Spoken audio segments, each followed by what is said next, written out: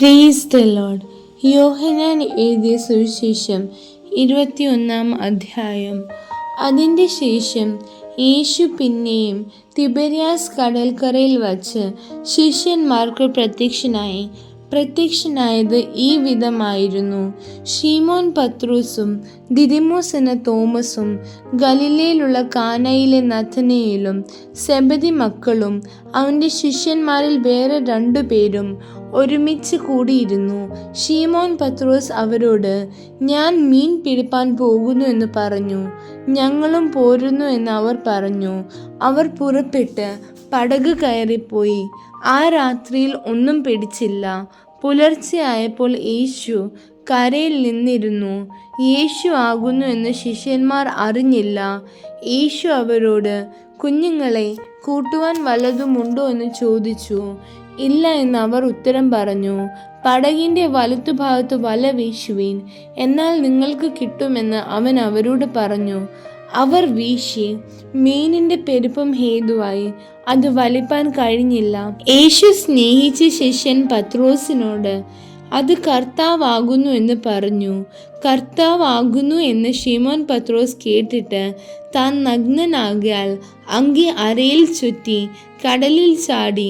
ശേഷം ശിഷ്യന്മാർ കരയിൽ നിന്ന് ഏകദേശം 200 മുഴത്തിലധികം ദൂരത്തല്ലായകയാൽ മീൻ നിറഞ്ഞ വല ഇഴച്ചും കൊണ്ട് ചെറിയ പടകിൽ വന്നു.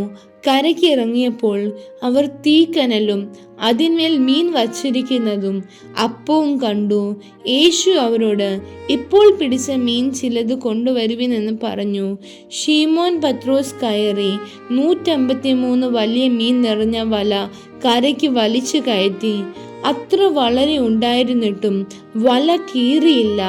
യേശു അവരോട്, വന്നു പ്രാതൽ കഴിച്ചുകൊള്ളുവീൻ എന്ന് പറഞ്ഞു.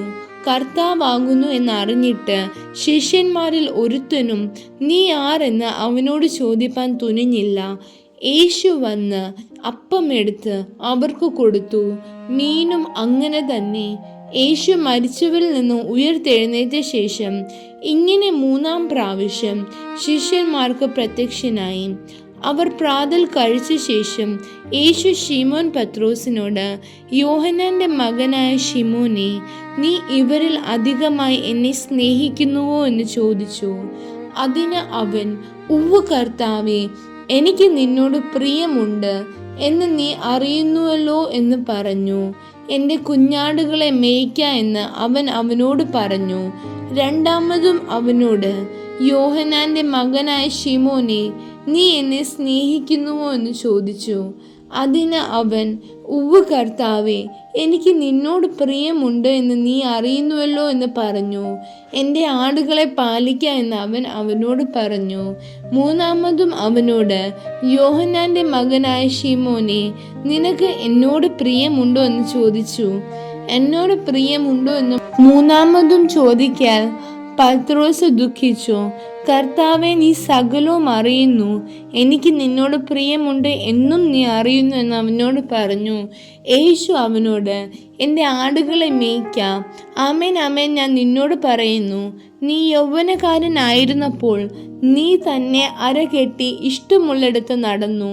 വയസ്സായ ശേഷമോ നീ കൈ നീട്ടുകയും മറ്റൊരുത്തൻ നിന്റെ അരകെട്ടി നിനക്ക് ഇഷ്ടമില്ലാത്ത ഇടത്തേക്ക് നിന്നെ കൊണ്ടുപോവുകയും ചെയ്യുമെന്ന് പറഞ്ഞു. അതിനാൽ അവൻ ഇന്ന വിധം മരണം കൊണ്ട് ദൈവത്തെ മഹത്വപ്പെടുത്തുമെന്ന് അവൻ സൂചിപ്പിച്ചു. ഇത് പറഞ്ഞിട്ട് എന്നെ അനുഗമിക്ക എന്ന് അവനോട് പറഞ്ഞു.